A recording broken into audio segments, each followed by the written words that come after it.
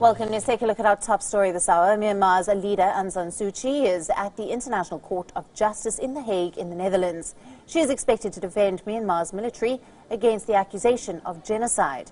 The first 3 days of hearings will focus international attention on military clearance operations in 2017 against the Rohingya Muslims, who are in minority in Myanmar.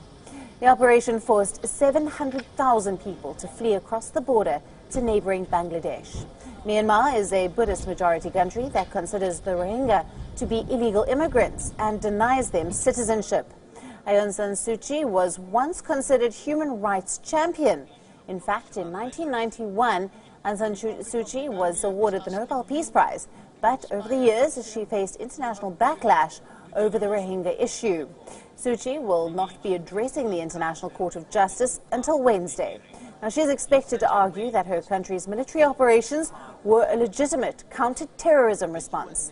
This case reached the International Court of Justice after Gambia accused Myanmar of breaching the 1948 Genocide Convention enacted following the Holocaust. Now, Gambia is a predominantly Muslim West African country. UN investigators have branded the incidents as genocide. In her home country, Suu Kyi still holds a good chunk of public support. On the eve of her departure from Myanmar, thousands had rallied in Suu Kyi's support.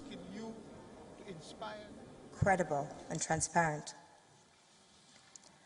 Typical of Myanmar's own investigative mechanisms is its advisory board for the Committee for Recommendations on Rakhine State. It is one of a very few that included international members. Among them was Ambassador Bill Richardson, a former U.S. representative to the United Nations. He resigned after the first round of meetings, denouncing the board's so-called investigation as a whitewash.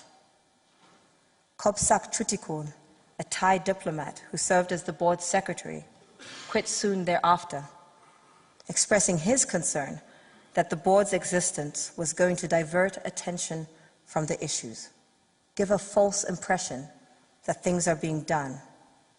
Instead, he said, Myanmar government officials did no more than defend the line that this is an internal matter. We are handling it. We haven't done anything wrong. This is a false narrative. Mr. President, it is Myanmar's narrative that is false. It is also reprehensible. This is what the chairperson of a state-level investigative committee said about the widespread and well-documented rape of Rohingya women. He said it was inconceivable because they are very dirty.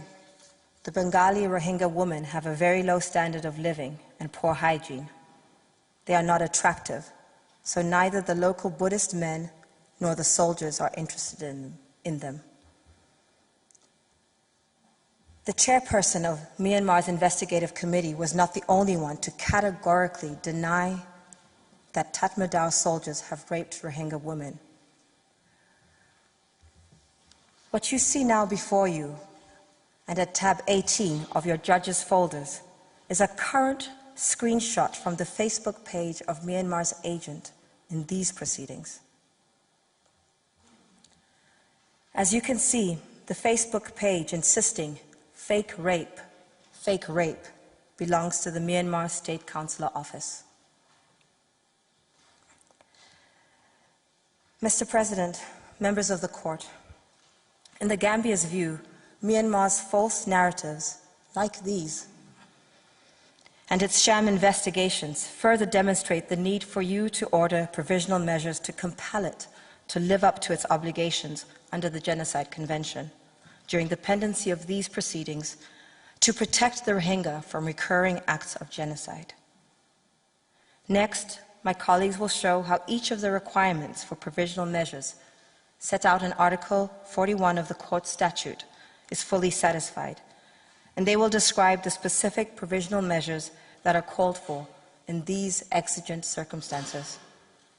I thank you for your kind attention and ask that you call next to the podium, after the break if you are so disposed, Mr. Arslan Suleiman, who will address the court on its prima facie jurisdiction over the Gambia's claims.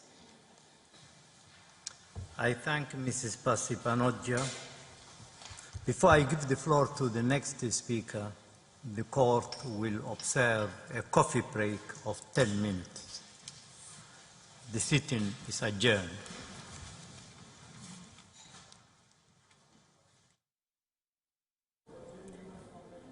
We are coming to you live from the International Court of Justice, where they have just adjourned. We're coming to you live from The Hague in the Netherlands, where Aung San Suu Kyi is expected to defend Myanmar's military accusations of genocide. The UN mission's